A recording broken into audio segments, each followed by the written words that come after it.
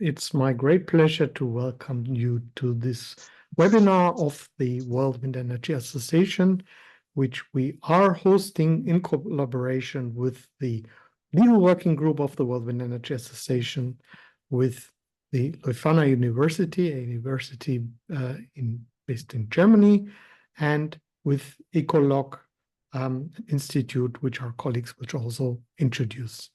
This webinar is supported by Profec Ventus, one of our supporters, whom we owe that we can offer those webinars for free. Yeah, before we start this webinar, I'd like just to inform you about some rules. So this is a public event. It's also live streamed on Facebook. It will later be available on YouTube. So whenever you show your face, when you raise your hand, you want to say something, then this will be publicly broadcasted and available. Be aware of that, please. If you want to add something to the discussion, then please raise your hand and we will give you some space to discuss after our speakers have completed. Now let's start, and it's my great pleasure to have been able to put up this webinar about an important topic: community energy engagement tools. Community in energy, we've recently discussed more in the context of community ownership, but community engagement, of course, goes beyond that. It's not only about ownership. It can be many different ways how communities at wind farms can be engaged in the project. And we know very well that this is a very important driver of wind farms around the world, because when people all over the world, when we know this, even from scientific data, when they see the benefits, when they are co-owners, when they have cheap electricity from wind farms, then they become supporters, drivers of the development in their region. Yeah, it's my great pleasure to welcome kind of my colleague co-host, Tobias Natt, who is chairing our legal working group. Tobias, I'd like to hand over to you and welcome our speakers and participants on behalf of the legal working group. Yeah, thank you, Stefan. So hello, welcome. My name is Tobias Natt. I'm from Germany. I'm a legal guy, so a legal counsel within the renewable energy sector since 2006. And Stefan and me, we know each other since 1998, when I made an internship at Eurosolar. So when Stefan approached me and he said, could we talk about the legal situation, about acceptance measures, existing legal acts, laws to ensure and to improve the participation of the local communities. Yeah, indeed, we were thinking about holding a seminar, webinar about the legal issues, and later we switched on to the format we have today, so a little bit more political. I think the webinar today could be a good occasion to first to speak about the political issues, and then to have maybe a second webinar about the legal issues. For example, we in Germany, we have now 7 different regional laws which are dealing with commitment and engagement of local communities. So there's a wide range from some regions in Germany, Bundesländer, which say, we just want that the operator of the wind turbine pays a certain amount of money to the local community, to the local city. And we have also other laws which state that there should be a broader range of support and engagement. So as Stefan has mentioned, so cheaper electricity for the people, and so it's in Germany it's becoming mandatory. That's at the beginning it was, yes, you should, it's better for the acceptance. And now the different regions, they have started to pass a law and legal acts to ensure that that this engagement acceptance has a legal framework. So I think that's it from me for the beginning. And now I hand over to the first speaker. Yeah, thank you very Please much, go on. Tobias. And as we just heard, yes, it's becoming something, community engagement, the way we talk about community engagement is more and more, gets more and more legal implications.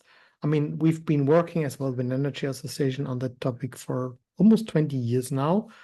More about the social dimension, the political dimension, the idea and the message was always create good frameworks for community engagement. But what we see now in many parts of the world, indeed, and that's not only Germany and Europe, is that some governments are now starting to impose certain rules how communities must be engaged.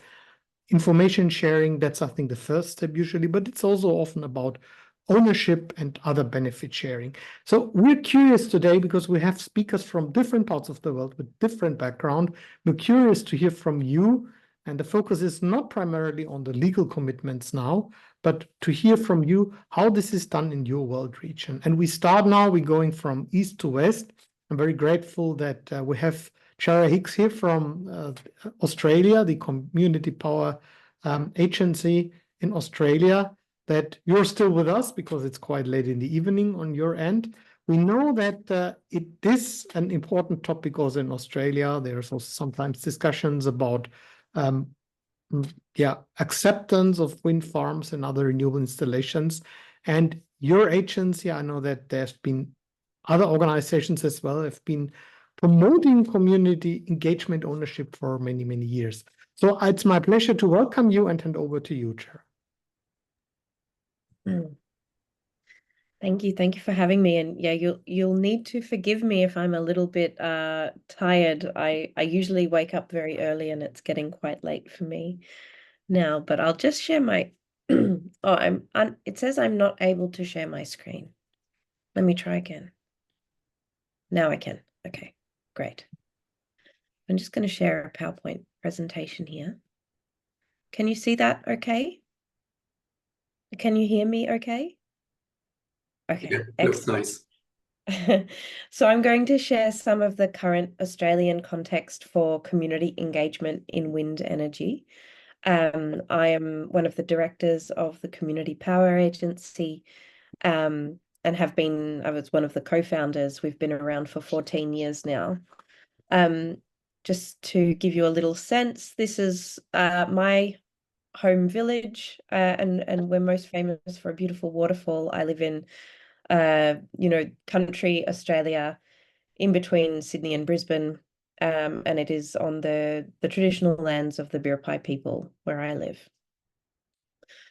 So my organisation, we are Australian-based, not-for-profit, and we're working for a fair and a fast transition to clean energy that involves and benefits communities.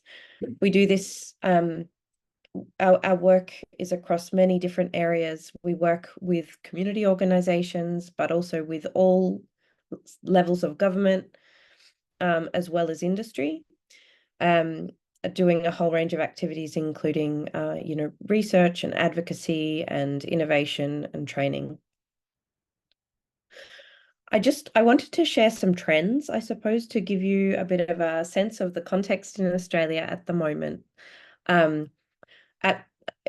I would say that in general, community expectations and government expectations of wind industry practices around community engagement and social license and benefit sharing are increasing.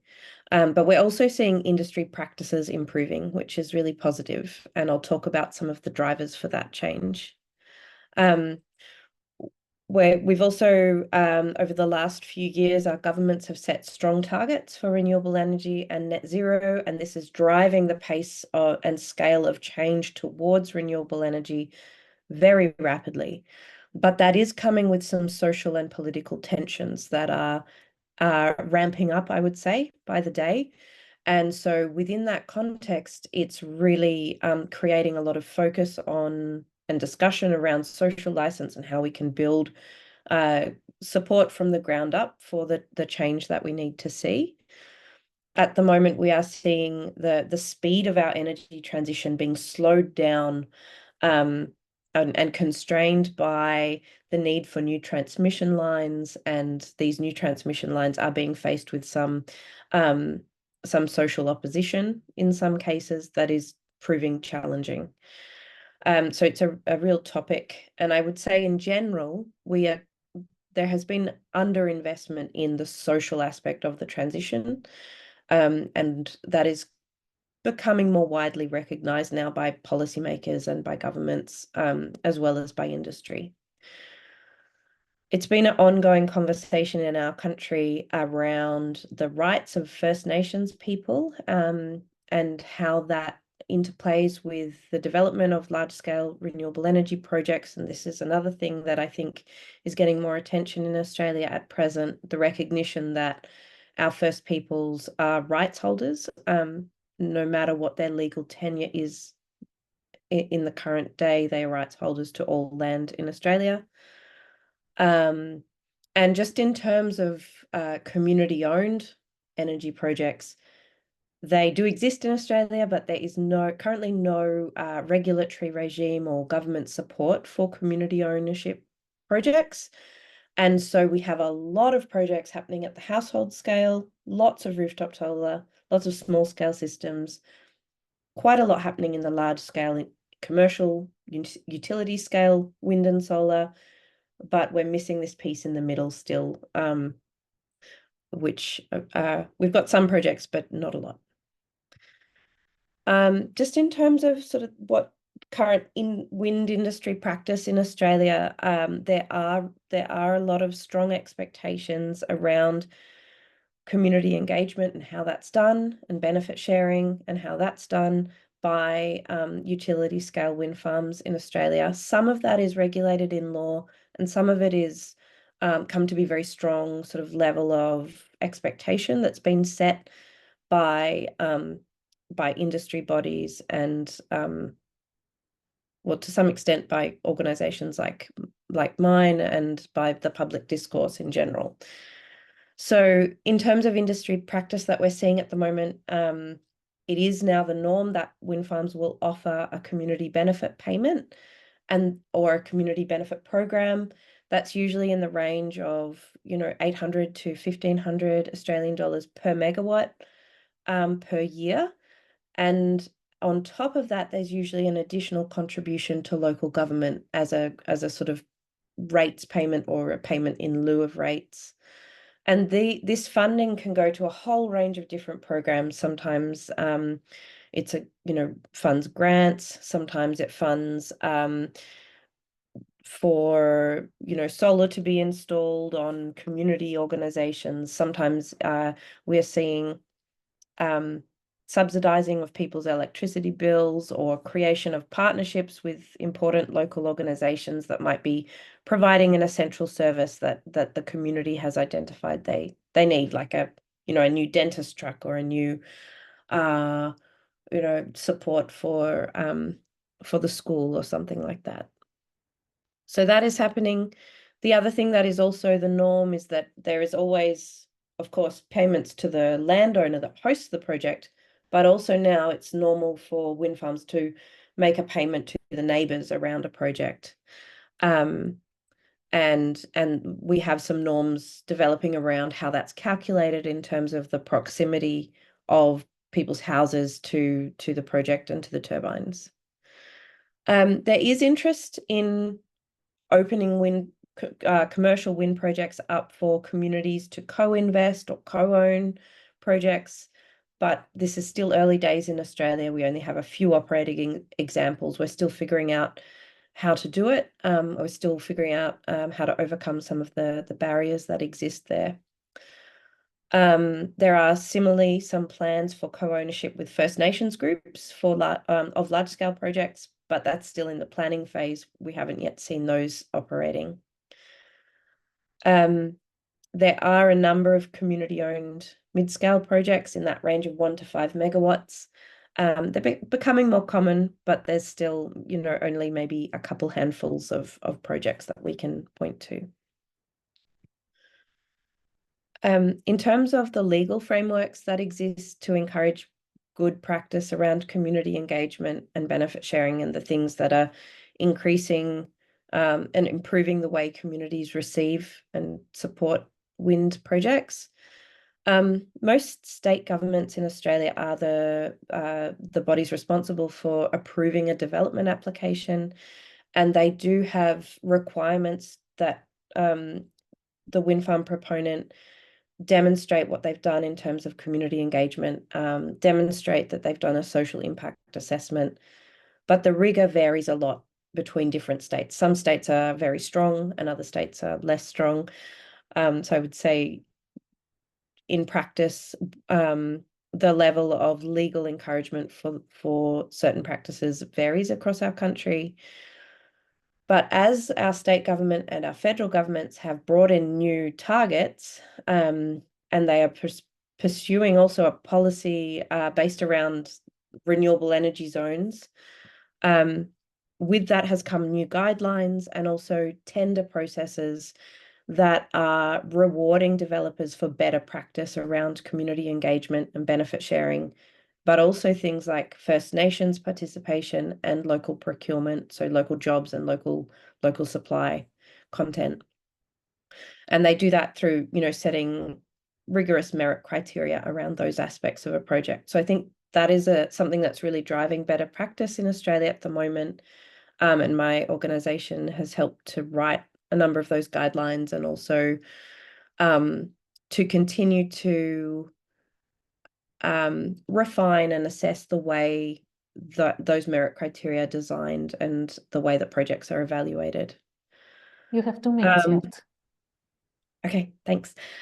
So some states have also got mandatory contributions to local government. So, for example, in Victoria, they've mandated that wind farms pay 0.7% of revenue directly to local government, and that's in addition to benefit sharing with the broader community. This is just an example of some of the guidelines that exist in Australia on this topic, that my organisation has done the research and the writing for. And as I said, community-owned projects are important. In Australia, still quite niche, but they are helping to build support for renewable energy, and I think they play a really important role. Even though they may be a small in number, they are involving and reaching a lot of people on the ground. These are the different types of community energy projects that exist in Australia, and if you're interested, you can follow up with the slides. But we see a real gap and a need for our government to invest in the social context for this transition, to build better community understanding and support for wind energy and for the transition at large, so that local people can feel more comfortable and confident with it. And we are calling at the moment on our federal government to establish what we call local energy hubs, which would be outreach and information centres in communities across the country that can help communities to engage well within industry and commercial scale projects, help those projects be designed in a way that will integrate in their communities and deliver benefit, but also support communities to do community energy projects and support households and businesses to do energy efficiency and electrification and their own renewable energy. We see value in tying everyone into this narrative around the energy transition and investing resources in building that groundswell of support from the ground up. I'll just also mention briefly, we run a professional development short course on these topics for industry, but also for local government people who want to understand the practices of engagement and benefit sharing better. And this is an online course that we offer with the purpose of improving the way that the practice of wind development is done in Australia. Your time is over. Thank you. Thanks a lot, Jarra. That was very, very interesting and insightful. So I understand there are some legal obligations, but this is not a lot yet, but there are some.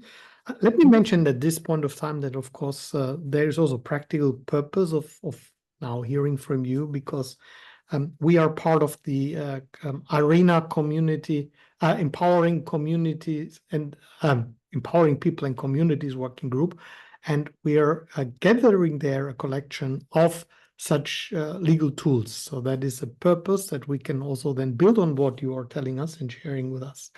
On the other hand, we're also building and preparing, developing international standards. So I think that's also very interesting what you told us, that Australia industry has already produced some recommendations, which of course are very important for maybe also the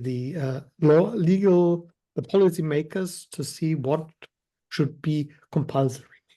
Do we have any questions for Jarra?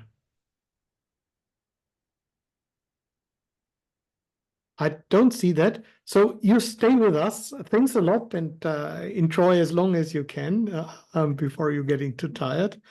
Thank you so much, and certainly we will stay in touch, because, as I said, this webinar is not just a one-time event, but we want also to make use of the what we hear from you for our ongoing work. I see that 2 hands are raised. One was Roque, and then Tobias.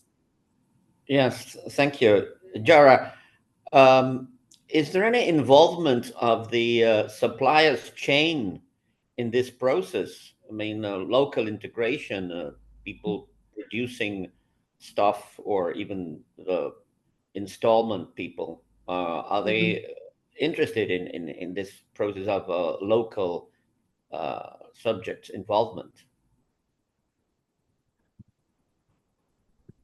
I would say we're very early in that journey in Australia. We don't produce a lot of components.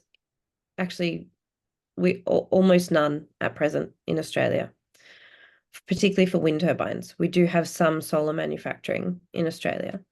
So I think that we have a long way to go in terms of local supply chain development, but we do have targets. Many state governments are setting targets around local procurement of services and jobs. So, you know, all of the earth moving and concrete and fencing and all of those things. There are targets and some local workforce development programs, but it's something that I would say is a challenge for us at the moment that we're still trying to solve. Thank you. Then I saw Tobias Klaus raising his hand. Yeah, one short remark or request to everybody who is presenting. It would be nice to get an understanding of each of the presenters of what you understand, what you think when you're talking about community engagement. Because I think it's a pretty diffuse term with different angles, and in order, we have to know what everybody's talking about, actually. Sure. Would you like to answer this? Sure. Yeah, I use the term quite broadly. For me, community engagement is the many different ways that we would seek to inform and communicate with a community, but also create opportunities for feedback, for influence into the design of a project, and through to everything such as empowering communities to actually be involved in as co-owners or decision makers. So I think it's that whole spectrum. It can mean many different things and many different kinds of practice, but ultimately it is, I think it is all of the activities in which we seek to reach out to a community and provide information and opportunities for dialogue and involvement. I draw a lot of, I use the international spectrum of public participation a lot when I'm thinking about engagement and designing engagement. I'm not sure if this is a tool that you also use, but I find it very useful when I'm thinking about this topic. But you also mentioned that the communities engage the industry. Mm-hmm. Yes, it goes both ways. Yeah, just to make sure that there And I'm sure, and I will talk maybe a few sentences about this later, there are a lot of complexities coming in because it's not just two ways, because there are multiple relationships coming in. Yeah, thank you. Thank you, Tobias, for this remark. And let me just also explain from the perspective from our association that, of course, we've talked a lot. I talked about this initially about community power or community energy. So that is very different, of course, or it's a segment of the engagement. No? So that's about control and ownership. And while engagement, we intentionally found the need to talk about this as well, because this is a broader way. And it's interesting, and I look forward to hearing more from you, of course, that can have many different dimensions. And we try to get a better understanding in this webinar here. Well, with this, again, Jarra, thanks a lot. And I'd like to welcome our next speaker.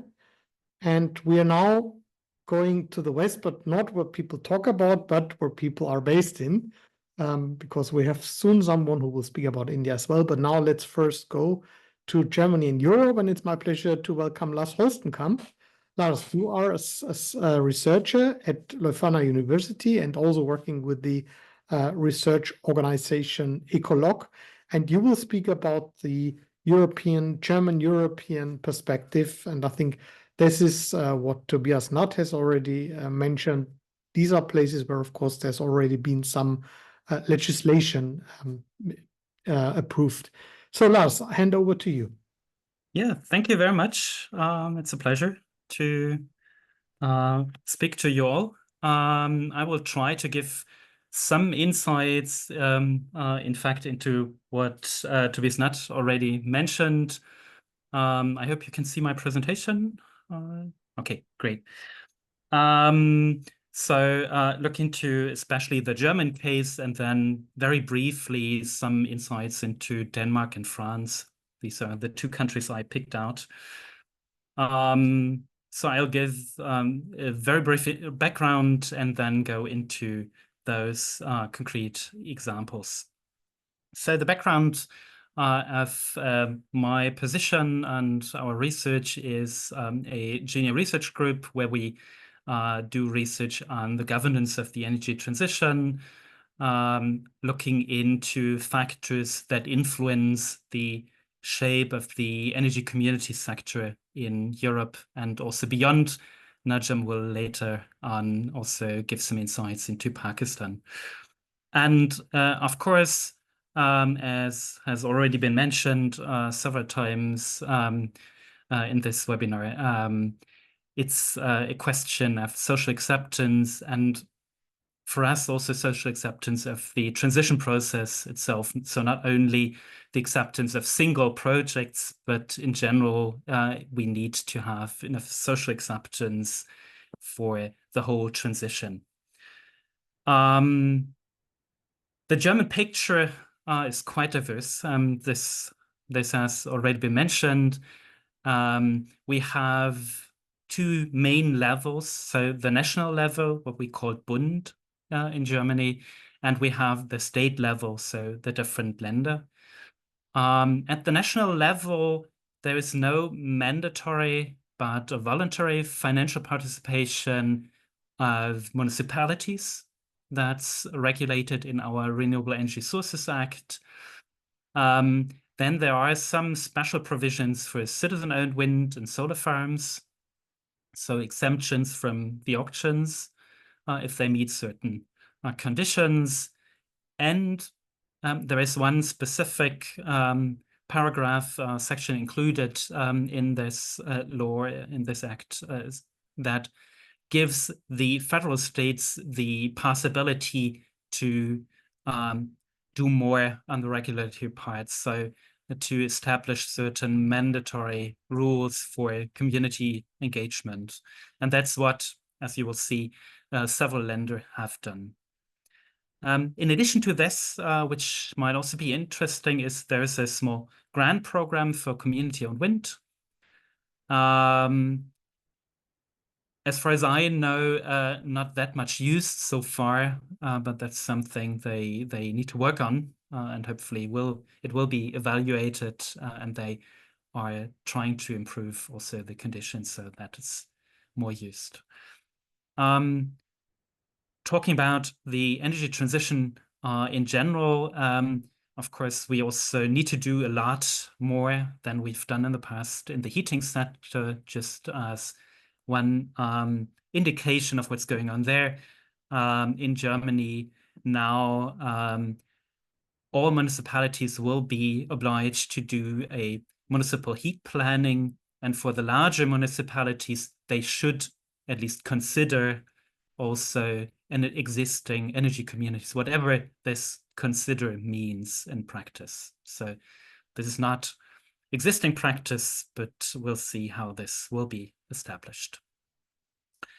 Talking about the federal states, there is one federal state, Mecklenburg-Western Pomerania, which relatively early introduced a mandatory rule for community and municipal participation. They used the Danish model that I will briefly talk about on one of the next slides. And since 2016, they have these rules. There were a lot of discussions about this, also some legal quarrels, but 2 years ago, the Federal Constitutional Court ruled that this is constitutional, so they will go on with these rules. And this was, to some extent, also the starting point for other states to implement similar rules. I won't go into all details of this table, but just to illustrate that we have different types of instruments. So in some federal states, there is a mandatory community ownership. So developers have to offer a certain share to communities. Mostly, as it is established, it's a little bit on the developer's choice. So developers can choose a specific instrument. It can be community ownership. It can be another type of investment without voting rights. It can be a preferential electricity tariff. So in some cases, as in Mecklenburg-Western Pomerania, it's on the developer to choose the right instrument. In some other federal states, they say upon mutual agreement, so the communities together with the developer will agree on the instrument that will be used. Some federal states say that no, we don't want to have a mandatory community ownership or community investment, but rather the money should go to the municipality.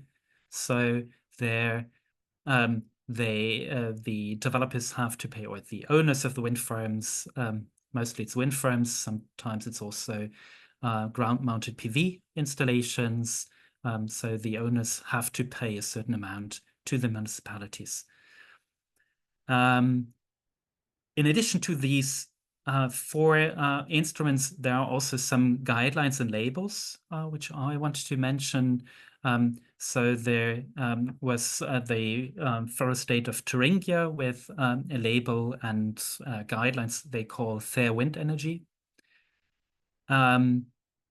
And a very famous example is the district of Steinfurt with guidelines for citizen participation. So they have an existing practice for citizen participation in this district with specific rules, what they would count as a fair development. And obviously, as you can see, there are other organizations as well discussing quality criteria, including community participation, community engagement, community ownership, and what they would then. So, for example, the Community Energy Association in Germany discusses quality criteria and different levels of quality. So I don't exactly remember what kind of color they use, but something like gold, silver, and bronze. Then I already mentioned the National Financial Support Program. This was modeled after an existing support program in the northern state of Schleswig-Holstein. And there are some other federal states also with additional financial support programs. You have 2 minutes left. Yeah, fine. And the last instrument is capacity building. And there, one example from Baden-Württemberg, where they have a program which they call Citizens Full of Energy, Bürger voller Energie in German. So this is also an important part, I would say, to look into capacity building. This was also already mentioned by Jarra and the Australian case. Just very briefly, some insights into the Danish example. Denmark, to some extent, is kind of front-runner country. They have established 3 different instruments. So one, purchase right regulation for wind energy. So 20% of the volume would have to be offered to local inhabitants, which of course comes relatively late in the process, as with most German examples and regulations. Then they have a property value loss compensation scheme. And the third instrument, also financial support instrument, is a guarantee fund, so that communities are enabled to participate in auctions. That's the basic idea behind this. The problem being that it's a very small amount that they can apply for, which then results in overall into an underutilization of this fund. And the last example is France, with a slightly different instrument. So in French auctions, you can receive a premium if you have a community-owned wind farm or community investment. And there are 2 different types of community participation, financial participation. The one is community ownership, real ownership, and the second one is crowdfunding, where there are other financial instruments used, so usually without direct voting rights. In addition to this, they also have a project development fund, an instrument where they support the development of community projects, and they also have a label that you can get if you fulfill certain criteria. And also to be mentioned, I think, is a certain political focus on energy communities, community energy. They have established 10 measures for more community renewables. With that, I will conclude. Overall in Europe, community benefits are more and more in focus of governments. The main motivation is to increase social acceptance, especially of large-scale developments. I see it as a kind of experimentation with different instruments. Many governments try to tailor them according to specific contexts. I'm not so sure if really cross-learning between different countries, between different jurisdictions is really happening. So to some extent, yes, but we could do better in this, I would say. And the overall effects depend very much on the specific design. So often there are certain assumptions behind this. So for example, that if more money goes to the municipality, there will be more social acceptance, and that's something to be seen actually, if this is really the case, or if it needs further instruments to get acceptance in the different locations. What's most important, and with that I will close, is I think a clear policy, so a good idea of what the governments want to achieve with community engagement, so that the instruments can be tailored accordingly. Also a constant evaluation of the effects of these instruments and fine-tuning would be needed. And with that, I thank you all, and I'm happy to receive your questions.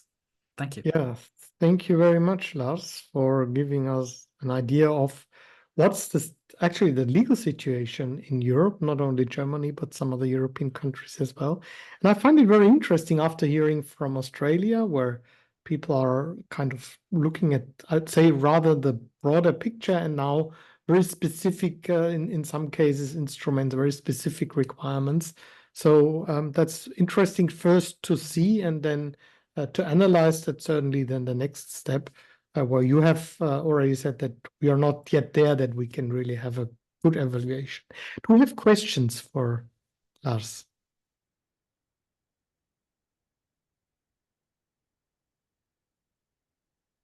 By the way, it's my pleasure to welcome also now Giedre Viscontainte from IRENA, who is coordinating the IRENA Coalition for Action, the working group empowering people and communities. Giedre, you had to join us a little bit later because you had, I think, an internal IRENA meeting, but yeah, we're very pleased to have you here on board as well.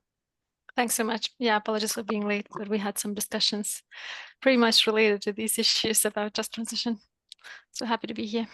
I think that is very, very good, because I think it's really important that these topics, and Lars, you already mentioned that as well, it is important to get a better understanding, more comprehensive understanding of how these different models are working. What is the impact? We have any questions or remarks? If that's not the case, then again, Lars, thank you. And I know you are kind of the co-author of our next speech as well, but the main speaker will be Tobias Klaus. Tobias, you're from the same organization, one of the organizations that Lars comes from, ECOLOG, and you will speak about your experience and some research that you've done in some African countries and African context. So Tobias, it's my pleasure to hand over to you. Thank you very much. Now can you see my presentation? Yes. Okay, perfect. So let me say a few words in advance about myself and maybe a few experiences that are like predecessing the presentation that I will do together with Lars in the coming minutes. I'm mainly active in the solar sector, even though I have some wind energy background, like in 2007-8. And beside doing research in the field of solar, mainly in Africa, I've been also implementing solar projects on a community scale in many countries like Ghana, Cameroon, Kenya, Tanzania, Uganda.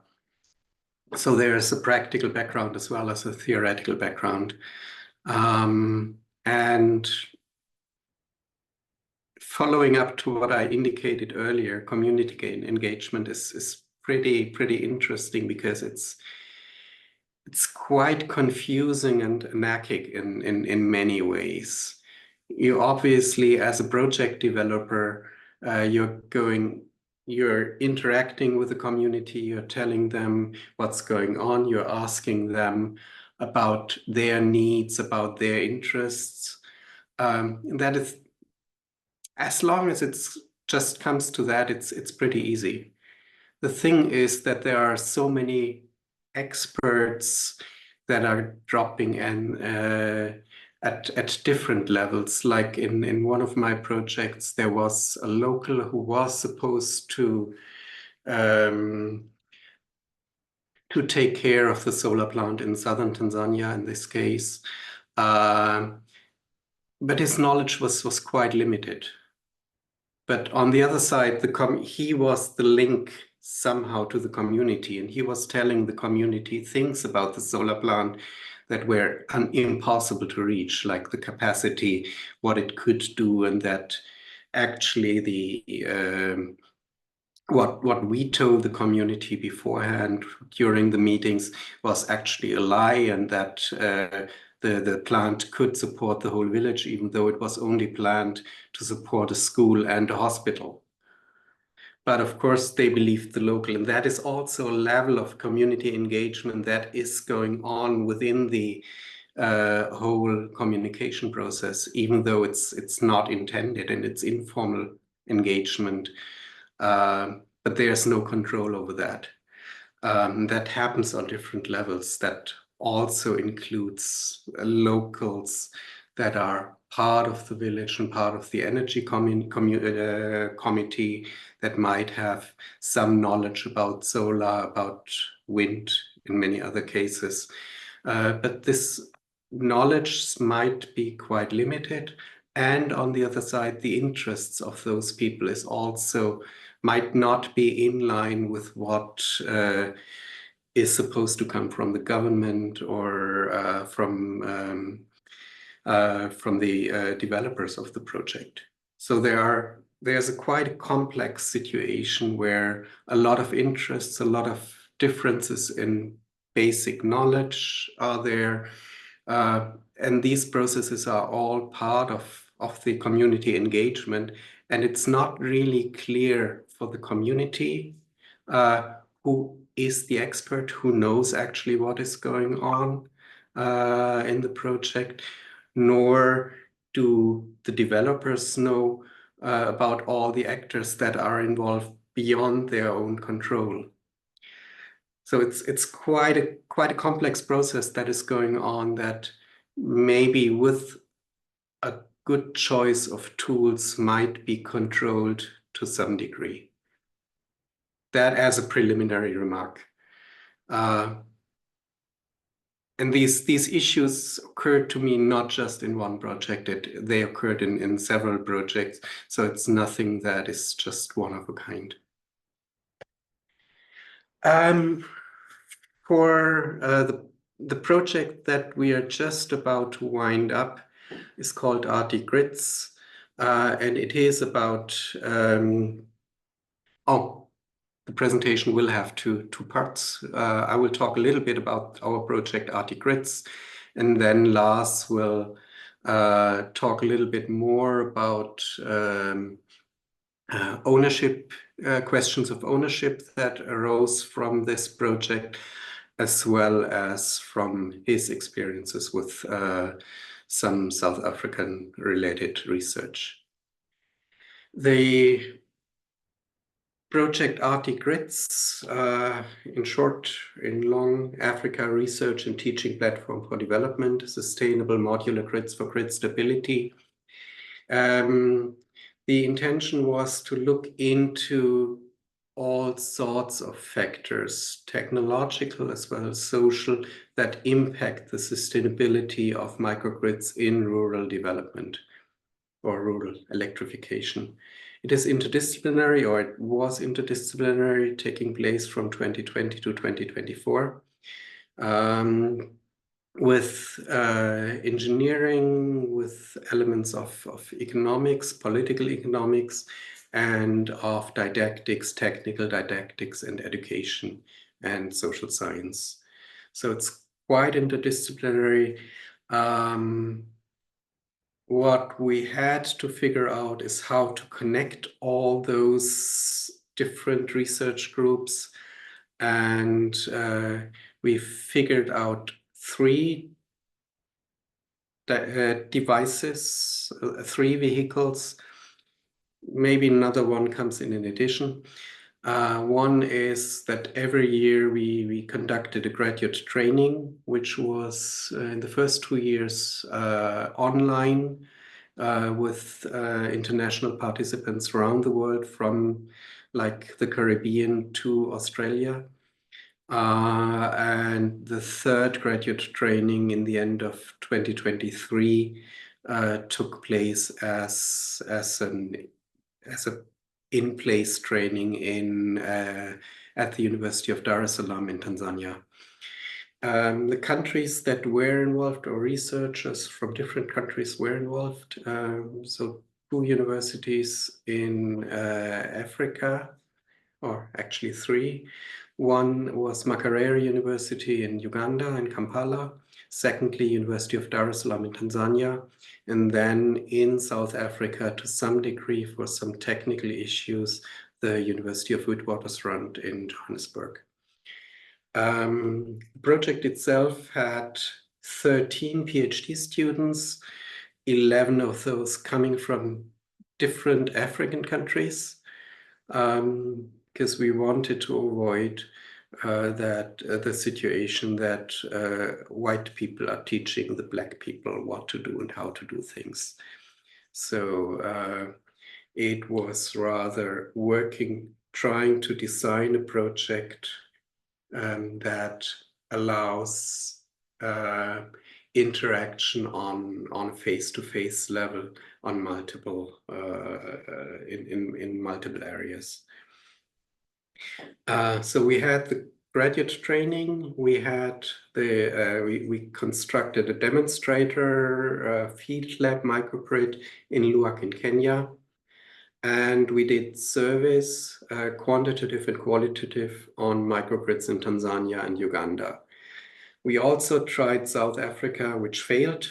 The arguments we heard there was that people were not really willing to share information about their installations because of political issues. One of the qualitative research sites was Silale in Tanzania. That was a village which has been electrified in 2015 through Austrian Development Association Assistance, I think they are called, by a small Austrian company. This project in Silale was actually surviving quite long. Just last year, in the beginning of this year, it started failing, which is still pretty sad, but in comparison to many other projects, a lifetime, like rural electrification projects, a lifetime of 9 years is pretty reasonable, even though it might still sound frustrating because of the invest that was there. It has been the solar installation of 15 kilowatt peak was installed, and in the village with about, or the extended village had a population of like 5,500 people. Out of those, 60 households were electrified. 60 households means roughly 400 to 500 people in this context. So it's like 10% of the population of the extended village. The connection was there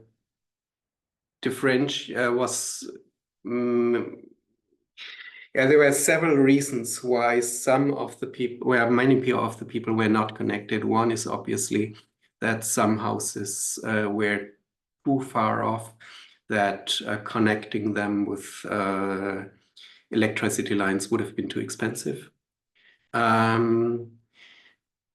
And others thought that they would rather wait for the government to connect them to the grid or to the national grid, and that with the expectation that government electricity is cheaper than microgrid electricity, which is actually true.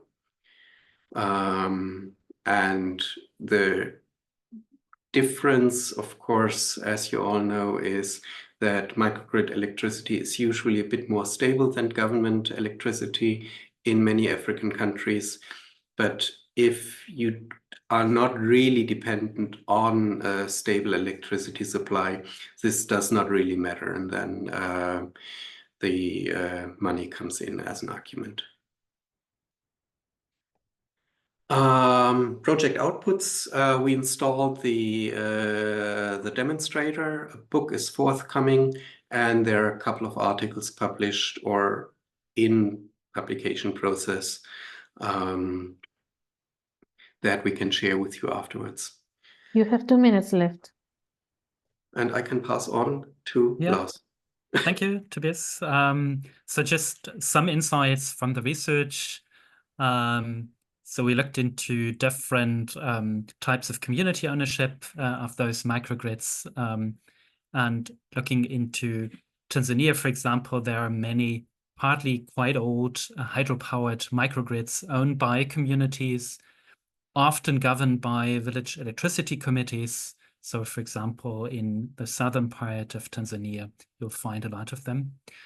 And there's a wide range from very small installations. We have one Ugandan case with just enough electricity for some lighting of households, up to larger systems supplying several villages, and also some other organizational structures in place, and something similar to what Najamul tell us about Pakistan. So also in Tanzania, for example, there are then community-owned or partly community-owned companies. Other partners might be municipalities or NGOs or other community organizations.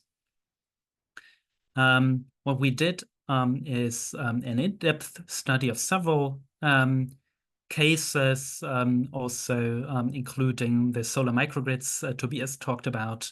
And what we saw as one of the issues is that often there is a lack of sense of ownership, or if we have a successful case, a real sense of ownership. And that's something where you need to look into the quality of the engagement process. So when exactly is the community engaged? How is the community engaged?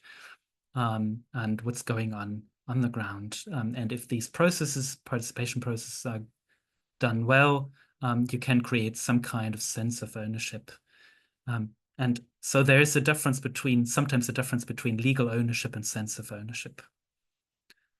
If you go one slide further. And maybe one part of this is how clear the communication takes place in this context.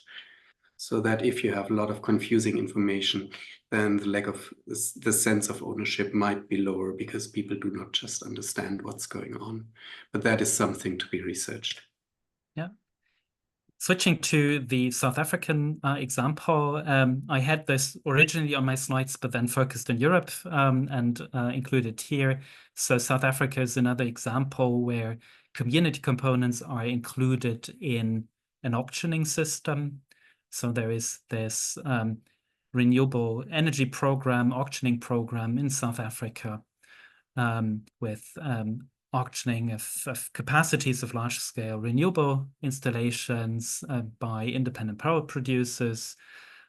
They now had the 7th round of auctions. You'll find more on this website. And there are different components, including engagement of communities and Black economic empowerment components, which are very important in the South African background. And just one slide further. 10 minutes are over. Yeah, that's the last slide we have. So the developers have to invest a part of the revenues into socio-economic development and also enterprise development schemes within a certain radius around the installations. And also some money goes into community trusts that manage the dividend flows and then decide on how this money will be invested in the communities. The shareholding in these companies then is done through debt financing, which creates some problems because the dividends are not realized directly after the installation has been done, but come some years later. And then I think that's probably the last slide, right? So South Africa is one good example to look at if you're interested in how to include community engagement, financial engagement instruments in an auction-based system, and a lot that can be learned about this. Thank you very much. Yeah, thank you very much, both of you, Tobias and Lars, for sharing with us some of your kind of findings of some of the projects in African countries. And we have already noticed, of course, that there's quite different aspects which play a different role than when we talk about Germany, France, or Australia. So the kind of who is investing, who has money is a completely different question. Do we have any questions here from our audience? That seems not the case. So then again, thank you very much. And I think this is a very, very important part for our future work and activities as well. And we are looking forward to learning more from you, what the findings are. And with this, we go to the next speaker, to the next country. And it's my pleasure to welcome Memon, who is living in Germany and a researcher, German researcher at Leuphana University as well, but of Pakistani origin. And you've done research in Pakistan, a very interesting country. And of course, as well, the Energy Association, we've done a lot of work in Pakistan with some focus, but not, I think, as much as you've been able to give to community energy in Pakistan. So, Najam, it's my pleasure to welcome you, and the floor is yours. Thank you, Stefan. Can you see my slides? Okay, nice. So I would be talking about not yet the presentation mode. I don't know whether you can switch that.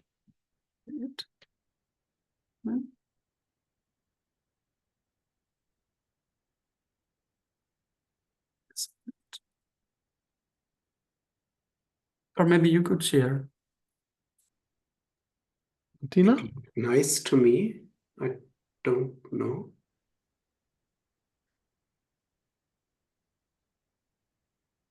Just try it once again and then we see.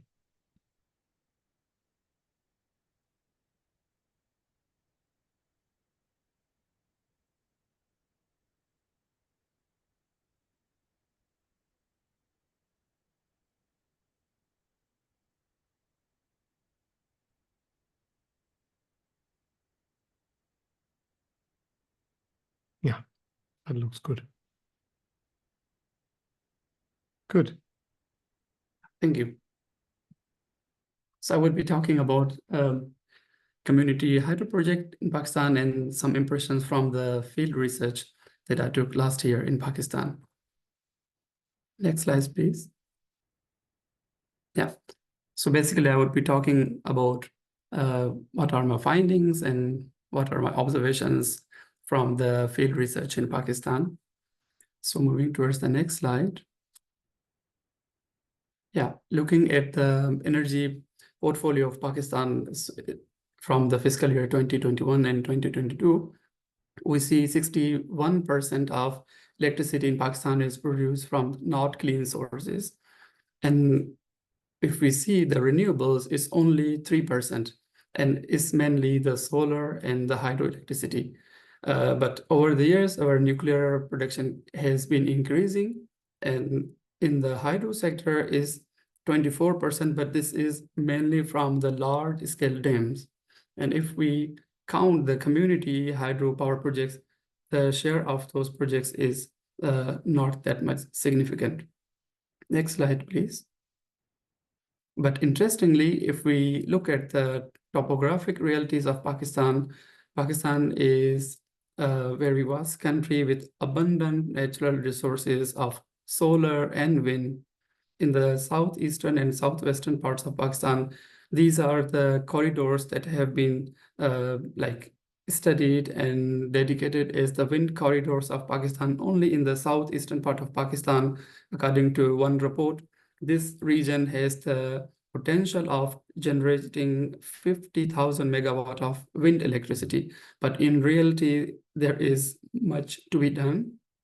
And moving in the northern parts of Pakistan, where you see the glaciers in the mountains, this region is hub for the hydroelectricity generation. And this is the region where we have large-scale dams. And this is the region I also visited for my field research last year, where I met almost 13 communities and met different hydroelectricity projects. But apart from these two, renewable energy generation capacities, there is a lot of potential in Pakistan in the solar sector of Pakistan as well. But there is much to be done in the coming years. Next slide, please. So interestingly, having a lot of potential, but what is at the moment. 94% of population in Pakistan has access to electricity. And if we segregate this into rural and urban, so the rural population is like having only 60% of access to electricity, and urban population has 100%. And this 100% does not mean that we have electricity for 24/7.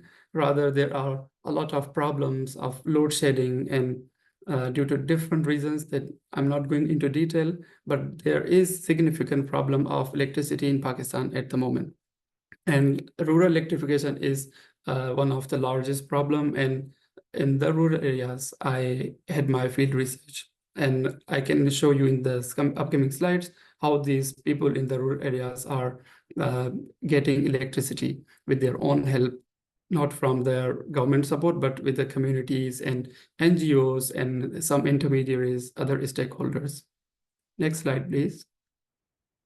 So from the field research, I had like 2 findings, or let's say like I visited the different projects and I found 2 type of projects in the Pakistan. So one is committee-based informal community energy models, and other is community-based formal community energy models that I will explain next slide. So talking about these informal committee-based energy models, financing of this hydroelectricity project is mainly coming from the grants, and AKRSP is the rural support program, or the organization Aga Khan Rural Support Program is channelizing those funds, helping communities to build all these hydro projects and run and operate and then hand over the projects to the community. So the projects belong to the community, and these hydroelectricity projects are assets of the community. The land that is being used for the generation of this power project usually belongs to either one member of the village or it belongs to committee. But this is in a very informal setting. There are not much codified laws or regulations who will own the community, who will own the land. And community members are sharing this because they are part of those village, and in the end, they get the electricity, or they are being employed as a watcherman to protect the project. And this ecosystem has resulted in benefiting the communities in terms of like rural electrification, where people in the local villages, they get some jobs, and they are also deciding about the tariff by themselves, and they are taking very flat, like very minimum flat tariff, and again utilizing those collected money for the repairing and maintenance. So this is very informal sort of setting where like AKRSP just help them technically and in terms of providing the infrastructure, and community is owning them after having this project, and they run them. And this kind of model is not sustainable model because of financial needs in the long term. Next slide, please. So this kind of model, that is community-based formal community energy model, these are basically kind of registered entities or utility companies. And the largest production capacity of those projects that I visited was 500 kilowatt in supplying electricity to almost 1,500 households. And the quality of electricity is also very good, and they have very stable connection. And the financing for such kind of projects is basically coming through the international donors, loans, and 10% equity from the locals. But locals do not pay in cash, rather they are working as a laborers for the construction of this project. And in the literature, we find this term that is called as sweat equity. And Aga Khan, again, plays the role of a trustee in such kind of a projects and help them build those projects as a utility company and registered with Securities and Exchange Commission of Pakistan or under the Cooperative Societies Act. So the local committee is being supported from the Aga Khan. Aga Khan Foundation also asked the locals to assemble together to form different type of committees, for example, managing committee, financial committees, who will help with the logistics. And the committee members, they purchase the land, and then this land and asset belong to this company, not the locals. But what local people do is they are democratically electing a body or a board of directors, where they also engage females or the female members. But this was not the case in the informal setting, the previous model. But in this model, because of involvement of women, this is going to be a more sustainable, because they have proper bank keeping accounts, and Aga Khan is playing the role to pay back the loan, and Aga Khan Foundation is also involved in this project as well, because this is, from technical point of view, a large scale project, not large scale in a true sense, but from the capacity of locals, they cannot repair this project. And Aga Khan again provides some technical support to the locals. Once the loan is paid back, these plants are supposed to be handed over to the community. So far, the projects that I visited, none of the projects has been handed over to the locals. So because they have to pay back the loan first, and Aga Khan Foundation is the guarantor, is the trustee of between the government, between these locals and those agencies. We have 2 minutes left. Yeah, next slide, please. So these are important stakeholders that are involved in the development of these kind of projects. Can you please go to the next slide? I will just switch to Aga Khan.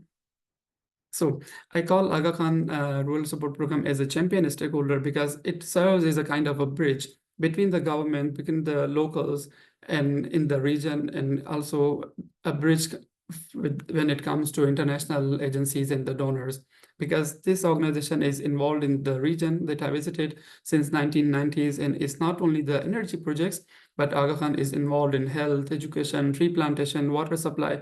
So a lot of in different domains they are working, and they have really developed a nice trust with the communities. And in only one district, that is Chitral, they have 174 units of such small and large hydropower projects. And cumulative capacity of electricity that projects are supported or operated by Aga Khan generate is around 21 megawatt. And one of those important projects are, let's say, utility-based projects that I visited are Moh, Ahmedabad and Shugur. These are the projects. They all produce almost electricity of 500 kilowatt. And what is the reason behind the success of such kind of projects? Can you please go to the next slide? Yeah, so these are the findings based on my interviews, also supported from the literature and enabling conditions, because there are shared norms in the community. Communities are working as a group, and Aga Khan Foundation is shaping them in a way with the guidelines, with the project development, with the help of some education. And these locals have learned how to run those projects. And maybe in future, we have to see if such kind of organizations or such kind of settings could be transported in the southern part of Pakistan, where we have clusters of wind electricity. So this was mainly from the northern parts of Pakistan. Apart from this, Aga Khan is also helping them in the development of community leaders, where Aga Khan engaged locals into the other kind of projects. And those people have really good knowledge and understanding about the world realities, about their needs, about the needs of community. So they serve as a kind of a nice example, and people have good trust on them, and they select those people who are learned, who are well aware as a board members. And then together in a community, they are running those projects. And one of the important aspects that I found is they have very simple and easy to understand rules, because rules are devised locally. People understand the language, and Aga Khan is going to guide them on all these steps. But without trust and cooperation, this could not be possible. And there could be another sort of research, because the region that I visited is also from the religious point of view, they have also some shared religious values. So this could also be one of the cementing factor why these communities are very much organized and successful in generating such kind of like electricity projects. Maybe some impressions, like pictures, if we have time. Can you please go to the next time slide? is over. Okay, thank you. Thank you so much. And if you have a picture, just please share it, because I think that's important. so this is the example of like 350 kilowatt large project. So you see on the bottom right, the terrain is a very mountainous, hard region, and locals are helping to construct such kind of projects. And these machineries are, of course, imported. And locals can do nothing alone, organizing and like procuring such kind of machines. That's why Aga Khan Foundation is helping them. So this is an example of these utility scale projects. Can you please go to the next slide? Yeah, so these are the informal sort of projects where like there is not good infrastructure, quality of electricity is not that good, and they only have like electricity for the lighting purposes. So these are like two different examples, that I have from the field. Thank you so much. Yeah, thank you so much, Najam, for giving us again a very different perspective of how it can work, referring a lot to ownership. I think it's very interesting to see the role that this Aga Khan Foundation is playing. Obviously, this is obviously an organization which is helping, when I understand you right. It's the enabler. Maybe that's something that we should kind of bear in mind, that such supporting structures in a certain context can be very helpful. Yeah, in fact, this is true because they are present in the region since some decades, and they also have, like, government of Pakistan or the provincial governments also sometimes contact this organization to construct or implement the projects from the like local governments or the federal governments. And since they are in this ecosystem, and they have like win a lot of trust of people as well. But there was also another observation. I visited two regions in Pakistan. So one was this GBC, Gilgit-Baltistan Chitral. Another region is AJK region, the northeastern part of Pakistan bordering with India. So such kind of topographic realities exist. Like topographically, both regions are similar. A lot of water, mountains, but I could see Aga Khan, the region where Aga Khani Foundation is present, like having such kind of good examples. But the region bordering with the India, because of political tensions, have not such kind of like successful models of hydroelectricity or community ownership. So this could be again a political issue as well. Why not such kind of organizations exist there? Could be something strategic, I do not know. Or might be like we need some more research on this particular area. Thank you very much. Do we have there? I see Tobias is raising his hand, please. In the north and the border in the Kashmir region, is the issue mainly because of both sides you have too much military involvement, or are there also other processes going on? So from my understanding is the military involvement, because traveling to that region, like I myself have to like report. There were like a military post when I traveled to that region. So this could be a kind of a barrier for NGOs working in that particular region, according to my understanding. Or there could be some other strategic factors that and a second factor was people in that region were also not that aware. So the region where Aga Khan Foundation is present, locals were really well aware about the realities, about the science, about the connection of environment, nature conservation, like all these ideas that we see in Europe. But the people in the other part, the AJK part, they were not well aware because maybe they do not have proper infrastructure. No one is helping them to have like a good education or learn what are realities, what are like their like ecological realities, how powerful they are in terms of resources, but it was not the case. So could be any factor, and maybe we need some research to dig this factor out why this one region is flourishing and why not the other region. So obviously the factor access to information is also important, no? So they kind of, okay, Tobias, very briefly, please. Yes, what I was just thinking, I mean, the separation has happened like in the 1950s, 60s. 47. Yeah. But even before that time, there might have been colonial hydropower projects in that region. Were they, and is there any experience on those? So the communities that I visited in AJK, particularly the Neelam Valley, they have such kind of projects from late 1990s and early 2000, and those were funded from US aid. And that's it. They were just like, they got the projects, that's it. Okay, so none from the 1930s and 40s? No. Okay. I couldn't find such kind of long history. Yeah. Very good. Thank you so much. I think this is another very important angle that we really have to bear in mind when we speak about the global picture. Now going to, well, I'd say, on the one hand, India, we hear from Gopika, Gopan, from Windplus, which is an Indian company, but you're based in Scotland.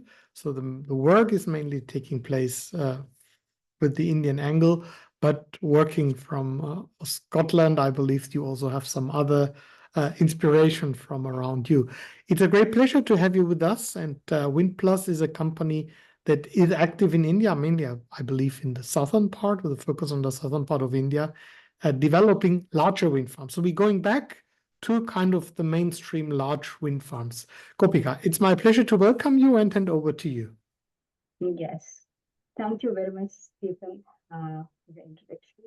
I am working for the Indian company Windplus, which Sure, has whether its it's just national not so reputation loud. for. All right. What now? Am I audible that time? It is, yeah. Which maybe I should just not speak then. Yes. So I work for the Indian company Windplus, which has got its national reputation for the kind of global community engagement practices at all levels, happening at all levels. And I work from Edinburgh. I'm a recent graduate of University of Edinburgh. I'm also an independent researcher on Indian philosophy and perspective. So my presentation would be largely on. The sound is not so good. Sorry if I interrupt you again. Is there anything covering your microphone, maybe? Because in the beginning, in the very beginning, when we were just introducing ourselves, I could hear you nicely, and now it's barely impossible. No. Yeah. Any better? I don't see anything covering my microphone still. Maybe shall we continue with Roque and you try to log in and log out and log in again? All right, yeah, that sounds fine. Yeah, because when you speak, it's really a bit challenging to understand. All right, everything. I'll try that. Yes. So, Roque, are you ready to speak? Great. So, Gopika, sorry for that, but let's do it that way. And I think it's important that we can listen well to you. Yes. Then we come back to you, Roque Pedace from NGO side. On the one hand, Inforse, in the International Network for Sustainable Energy, and also Climate Action Network Latin America. You're based in Argentina, and you have been working with this Latin American perspective. And Roque, I'm glad that you can be with us because there was an, I think, arena meeting scheduled, which now, at the end of the day, we thought you would not be able, but you're now with us. So let me hand over to you and give us an idea of your Latin American angle. Thank you, Stefan. Could you please handle my presentation, my slides? There are just two, so it's Martina must have them. Yes. Okay, thank you. as Stefan was telling you, I belong to the International Network for Sustainable Energy. I've been the coordinator for a couple of decades in the Latin American and Caribbean region. In the last few years, we've been dealing with what we call local solutions. And particularly my focus has been on mini-grids. And it has been published. You can find it at the Inforse site. All the regions involved, including Europe. The interesting thing is that when we started with mini-grids, wind was marginal in our region, and it still is. But the good thing is that it's improving. I mean, there is more opportunities now for particularly mid and small scale wind projects. So the wind farms are relatively small, and they can be handled by local communities. They are not handled by the regular utilities that are the main actors in the PPAs, which is the auctions, the regular way of dealing in the region by way of auctions. Can I have the next one? The next slide. Well, just to rub up with some history, there have been projects since the 90s. The first relatively big one was in Argentina. In the 90s, was a cooperative in the southern region, very windy region, Patagonia. And unfortunately, that was not followed by good laws, and particularly by good financial support. So the cooperatives lost the opportunity. In Argentina and many other countries in the region, cooperatives are very important, particularly in those areas where you don't have the long lines. I mean, you don't have powerful grids with energy coming from very long distances. Now we're having a new process, almost 30 years later, which is supported and pushed by more regular things. In the 90s, it was mostly foreign aid, just to speak to two countries that were chosen first, Germany and Denmark. But nowadays, it's a regular commercial thing with relatively little involvement of the policies by the nations.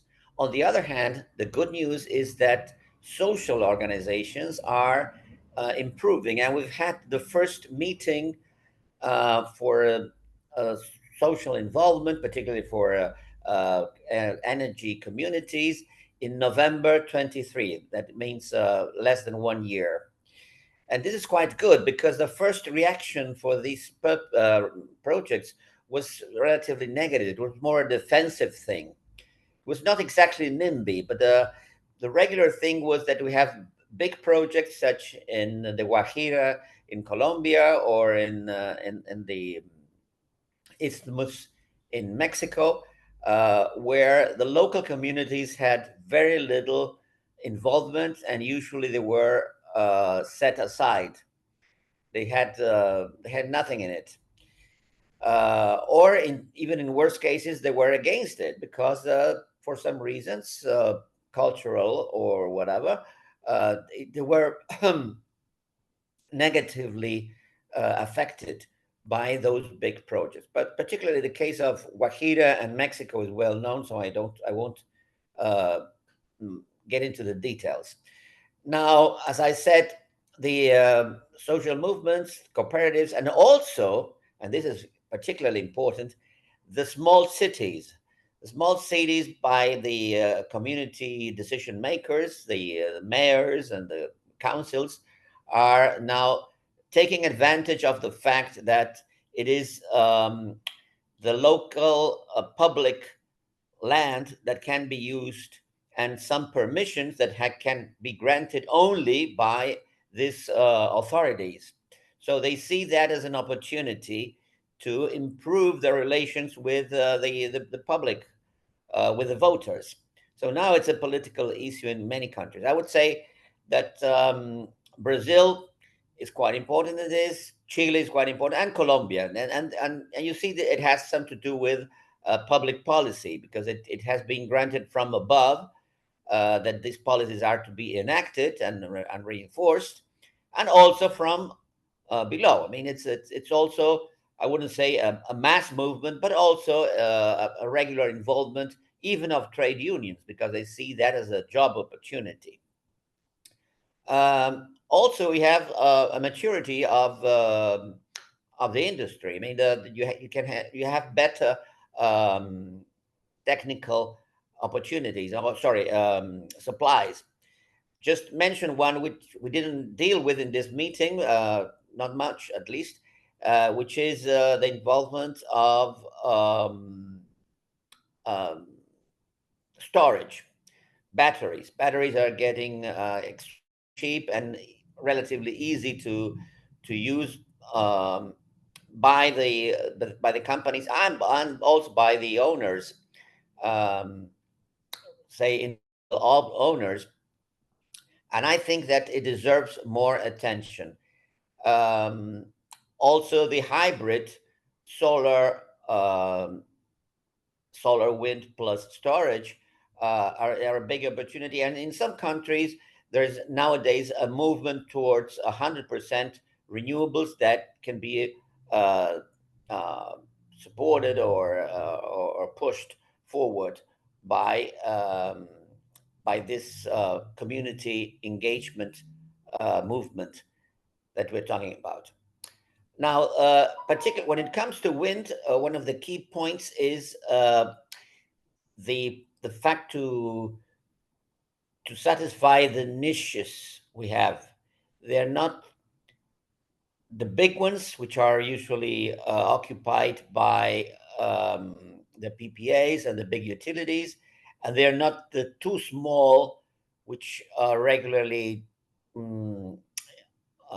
considered by distributed energy, such as the homeowners. For wind, it's relatively difficult to have a lot of that niche is mostly occupied by roofs, solar roofs. You don't have an equivalent for wind, even though you have some wind machines that can be used on the roofs. Compared to the solar PV, it really doesn't make much of a difference. Now, the involvement of local decision makers, authorities, and local movements can make a difference with that, and we see that. And I think it's in the next slide, but I'm not completely sure. So you have 2 minutes left. Yes, please, the next slide. So I mentioned most of this. We have now Colombia, Brazil, and Chile that are at the forefront. And one interesting thing is that the distributed energy laws that in most cases were intended to help the solar roof programs now are considering wind, solving the problems due to scale that I just mentioned.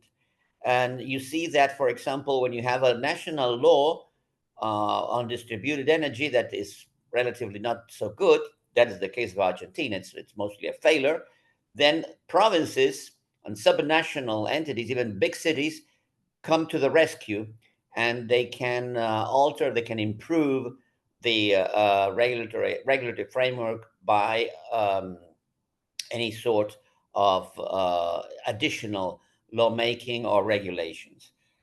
And as I said, the good thing is now it's more a popular movement. I mean, it's Now we have at the national level and even at the regional level, some sort of organization that is trying to improve the landscape of the regulation, of the lawmakers.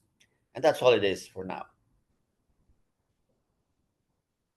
Stefan? Thank you very much, Roque. It's good to hear from you that there is the new trend, which obviously goes hand in hand, more community engagement with more renewable energy. I think that really adds to the diversity that we've been hearing about today. And of course, I mean, Latin America is a big continent, so it's natural there are different models.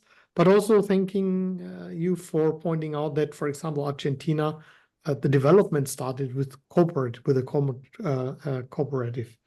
Yeah. Do we have any questions to Roque? Yeah, Roque, again, I think we will continue working on that. Thank you for that at this point of time. And then let's go back to, have a good day to Argentina. And then let's go back to Gopika. Now I hope that the connection is, and the sound in particular. Yes, I'm trying to connect from my phone. That and sound is... another time. So I am audible to you now. I Yes. hope, and I'm trying to share my presentation. So now the question is just if you can speak so that I can see which Gopika I need to authorize to share the screen. Okay. Do you hear this one? I'm speaking from this account. Yeah, okay, let me see. I will okay. make you co-host and then you can share the screen. Yeah. Thank you. Is it possible now? Yes. Please give me a moment.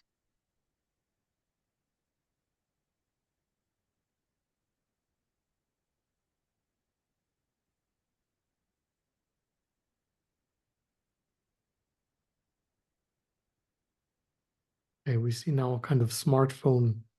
Now that looks good. Yes. Mm? Should I try?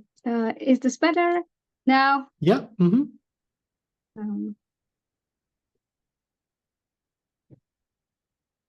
I can come here on video. So I think I'm audible and my screen is also visible now. Okay. I am a sustainability professional. So I am trying to get into community engagement or give community engagement sustainability, more of a sustainability perspective, add in more a sustainability element to it, or I am to introduce a modern tool which India is adopting, or it is a perception change towards community engagement or sustainability development.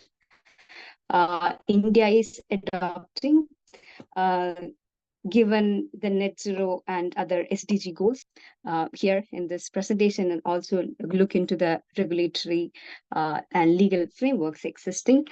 This framework, in fact, would serve as a perfect foundation upon which community engagement programs, as well as international guidelines for community engagement programs, can be put together. Yes, so before that, it is essential as renewable energy professionals that we first understand and get in alignment with what community engagement program really is, or how it has to be communicated.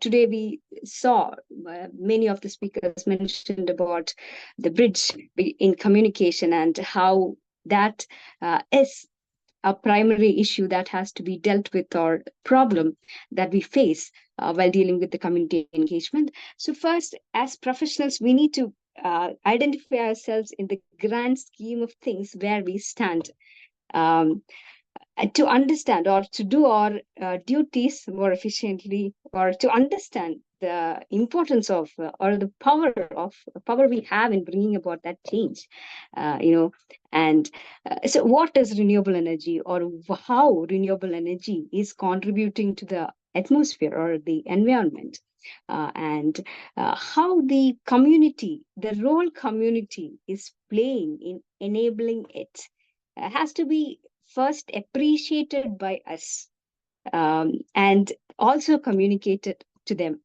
And so I assume there must be stakeholders or community, representative also joined in this webinar. So I like to explain how a communication can go around or go about. Like we have reached the point where electricity is a basic requirement of a community, and humankind has reached a point where still has not reached a point where independent small scale energy conversion is innovated or at that level to get to a fully sustainable community. So we still has to rely on renewable energy. And we are getting there though, and access to affordable and clean energy does become it becomes a need where we are in the same page with the community, and historically the environment has paid the price in the process of providing electricity, and therefore research communities have the recommendation of changing from or switching from traditional energy harnessing techniques to more environment friendly practices such as wind energy, and the communities can be considered as the torch bearers of this transition. We mentioned about a lot of transitions in the discussions, and they are the real torch bearers of the communities, and their significance or the role they play should not be underestimated. They should be given even while implementing the community engagement programs. What they need has to be identified first, and for that, this tool I am to introduce you gives us a perception on how identified the needs are identified, and a targeted implementation of community engagement programs can be enabled.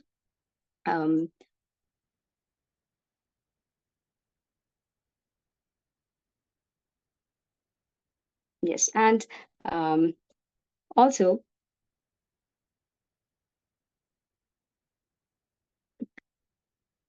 I'm sorry.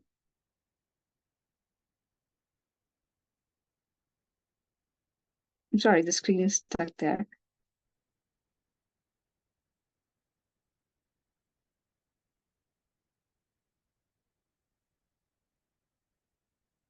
Where am I at now? I don't see I see the screen floating by. Yes, so I'm sorry. I'm just talking without unmuting myself. This is slide number 4. Yeah.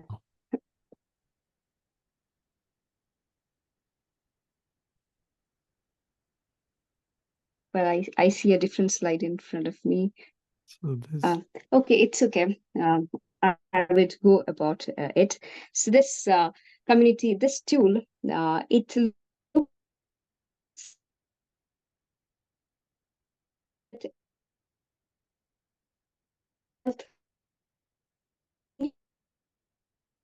now we can't hear you anymore.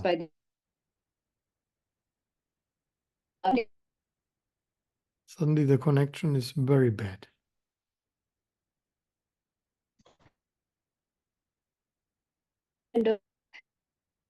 Gopika, are you there?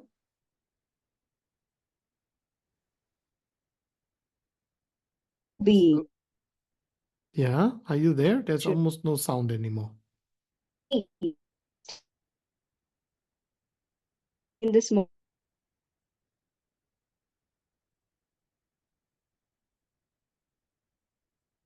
Okay, now you're muted. Oh, I see you twice now. I think she's there once with her phone where the mic works, and the other one is for the presentation. Can I try speaking from here if I am still audible?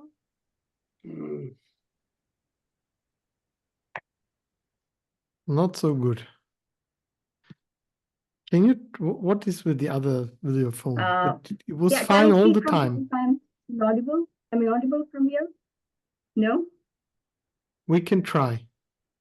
Barely. So it's Oh, sometimes it's very good, and then you're more or less gone.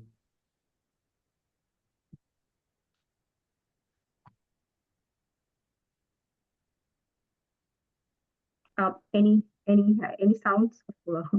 Yeah, we can hear you. Am I Just audible? when you speak more, then it's challenging. Recording in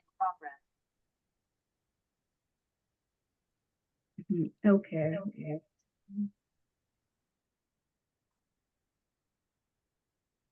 I think you can leave on your camera because that works well. Just there's a problem with the sound. And if you use your telephone, because it was fine and suddenly it stopped. Gopika, are you there? Because you're now totally muted. I would like to, can you please ask? Oh, that doesn't make. Can you use the other again, which you used before? You muted me. I'm on mute there. No, I haven't done anything.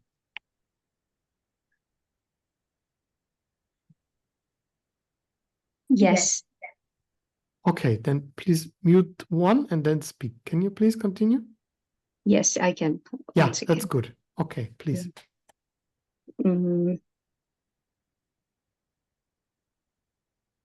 I can please accept my, accept me. I need to as a co-host so I can share the screen.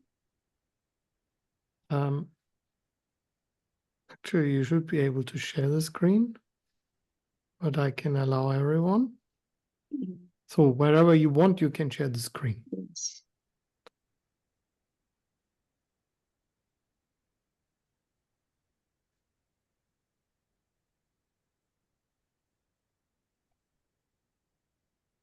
Yeah, now. Please go ahead.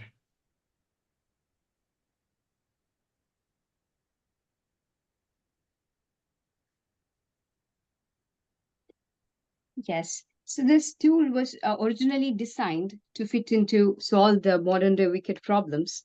And surprisingly, as I mentioned, like the think tanks and scientific community, within the community, it gained popularity because how the framework is addressing sustainable, not just sustainable development goals, but it go beyond addressing the well-being, inner well-being of the community. And this is also a very structured, not only that it is structured, it is classifying the wealth, the different various kind of wealth the community needs to attain sustainability.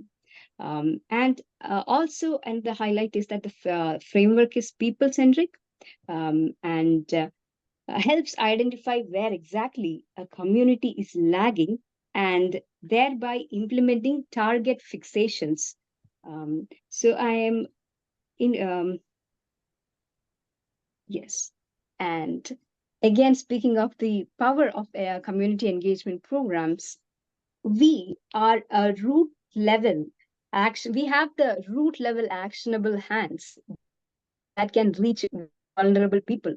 And therefore, best community engagement program is necessary to be, initiated, and hence therefore a framework such as the 8-dimensional framework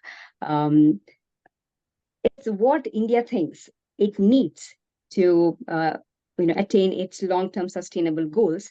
It is a circular model with a center point representing the most sustainable state of existence a community can attain. So in this perception, the perception of wealth is transcended above monetary perception. Here, it is more of a holistic perception of wealth. It is there are 8 categories of wealth this framework is putting across to this: primeval health, wealth of progeny or health, agricultural wealth, wealth of animal, wealth of knowledge, wealth of courage, wealth of victory. Then comes the wealth of money.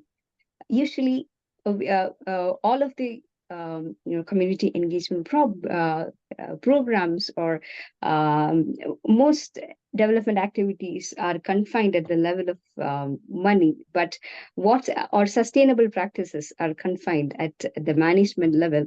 But what can be transcended above, or it is more like you helping a community liberate from the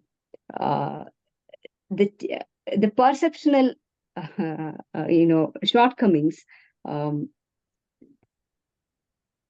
so under the primeval wealth encompass the communication part, how with reference to the wind energy sector, how this dimension can be utilized to by effective community communication with the community, how removing any miscommunication or addressing or making the community understand the role they are playing, and vice versa, and the various tools that comes under this this dimension of framework would be a community consultation and public meetings, and gathering inputs from communities, such as what was mentioned by Jarra, that various input is gathered from the community on how maybe the wind powers can be, the farm can be improvised, or even making the environmental impact assessment data more transparent. And another dimension would be the wealth of health or progeny, where the second need would be that for a community to thrive would be its health, which this dimension has a nurturing aspect. So this framework essentially is putting down what is priority-wise, what can be dealt first when you consider a community of operation of windmill. You take into consideration the community and check if it the first primeval dimension, the communication part, has to be maintained until the end. However, the second would be progeny, if the community has the health, and then the agricultural wealth. You have 2 minutes left. Yes, it promotes the local agriculture or local vendors, and it ensures that the community has enough food should be the second or the third priority in the community engagement program. And then the wealth of animal or the livestock, marine stock, or biodiversity, the acknowledgement to the food chain, the reason why it is the reason human has a position, species conservation, animal care project on biodiversity parks. Acts comes under this dimension, and the wealth of knowledge. A facility to education, access to internet and resource, and access to mentorship for the children in the localities, are promoting free education, and as especially taking wind farm into consideration, delivering renewable programs on renewable energy and latest technology, and inspiring the young minds in the educational institutes functioning in and around the operational region to participate in innovative challenges which can in fact solve challenges the renewable energy itself is facing. Then comes the wealth of courage dimension, where after you give the community education, you are providing it the courage, or through various women empowerment, leadership, or career guidance to students, or in a well-being education, such as the ones you had earlier mentioned, how religious communities can be brought together in providing these workshops, as these are the places where which acts as communities that where communities gather on a positive note, or any help and support that can be provided to the community comes under this dimension, or categorized. or the wealth of victory. So if we are to look at the framework, we see that we are not providing, we are enabling an environment for a community upon which it can develop and thrive. The beauty of this framework is that it is like gardening. You develop, you enable, you provide enough community to thrive, you results. It would be like different, all the different communities coming up with their own, they stand unique. And lastly comes the wealth of money, which can be, it is under which all the energy bill subsidies or the job opportunities, local hiring, or can be done as, the community engagement program, or it is a wealth, it is an umbrella of structure where all these tools or existing tools or practices, methodologies can be brought into or put together under. And yes, time is as I over. mentioned, yeah, all right.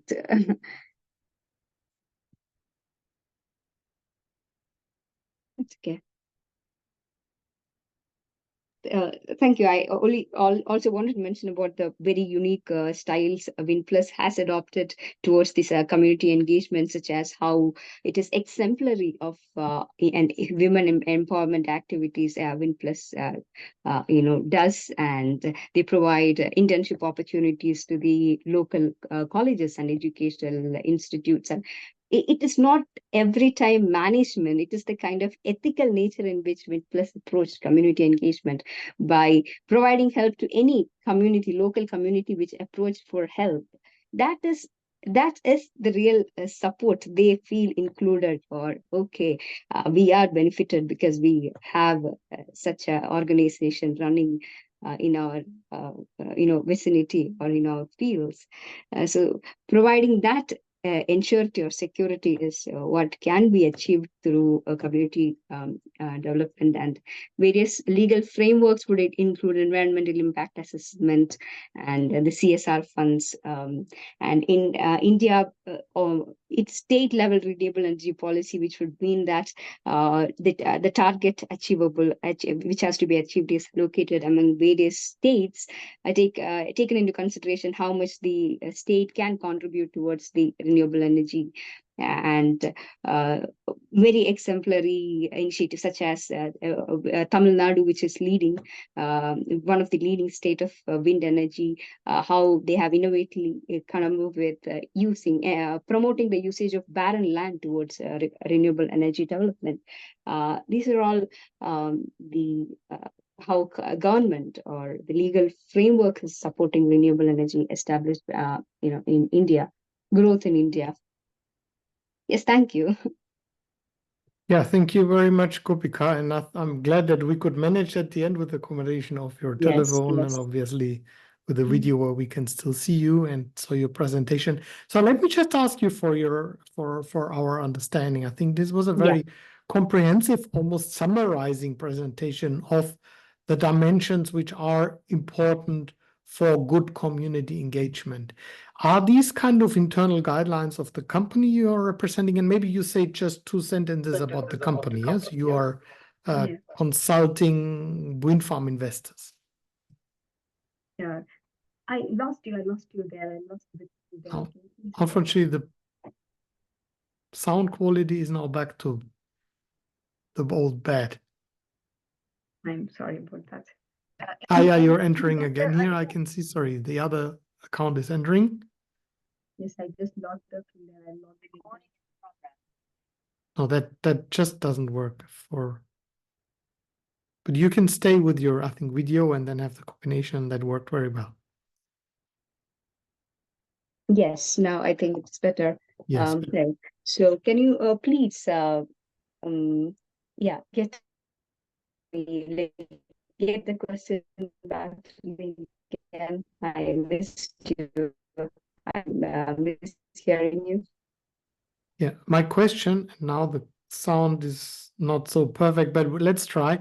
My question was, what you presented us was like a really comprehensive overall approach, how to engage communities. Is that the approach of your company? Exactly. And also then, please, when you briefly explain what your company is doing.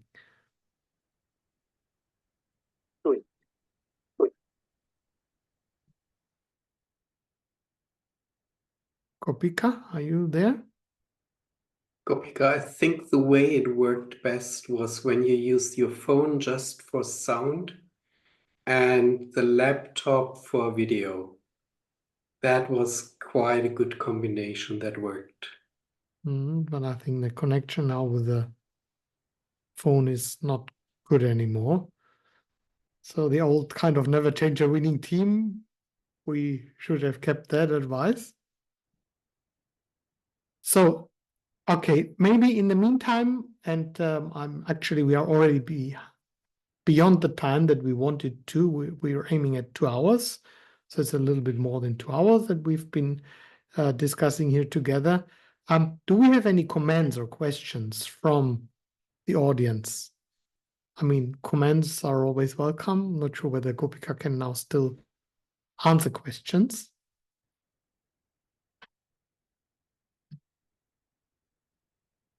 So just asking again, Gopika, can you hear me? Yes, I can hear you. I can hear you. Okay, good. I Did can you hear you understand perfectly. my question? Yes. Can you answer my question?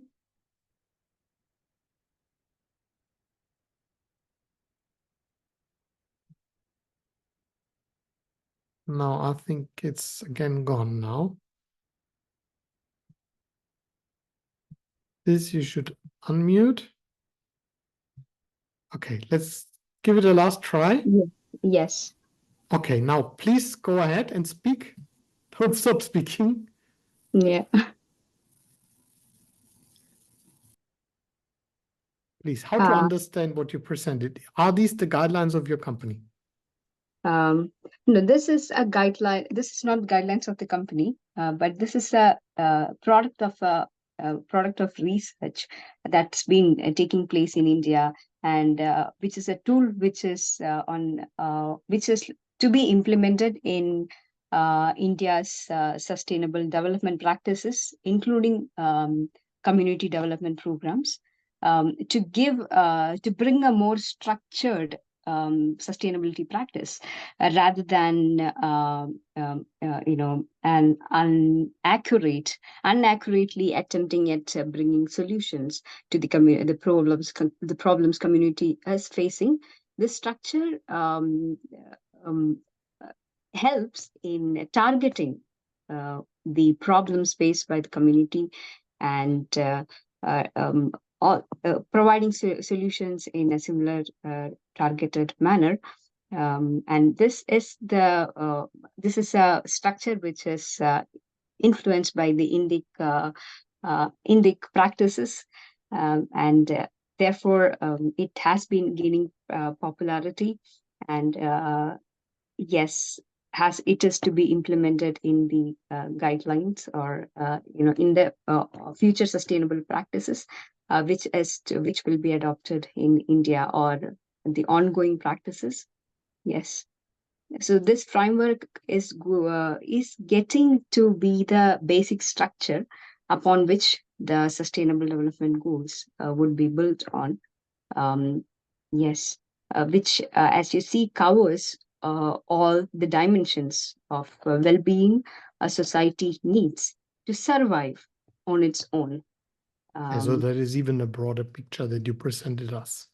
Yes. Very good. I think this is a very good basis also for the next steps of our discussion.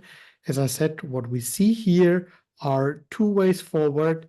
The one is let's continue, and this is I'm glad that we have Geertje still with us. On the one hand, we want to gather kind of the status quo. What is good practice around the world? For this, I'd like to say thank you very much to all of those who presented. And of course, secondly, also as the wind community to continue building best practice standards and developing them so that the sector can grow with strong social support. Yeah, with this, looking at the time again, thank you very much to all the speakers, to our partners. And as I indicated initially, there is the live stream available, of course, on Facebook, but we will also make the recording available in our YouTube channel. And with this, I would say thank you to everyone who joined our meeting today. And I look forward to continuing this discussion in one or the other way. Thank you and goodbye. Thank you. Thank you.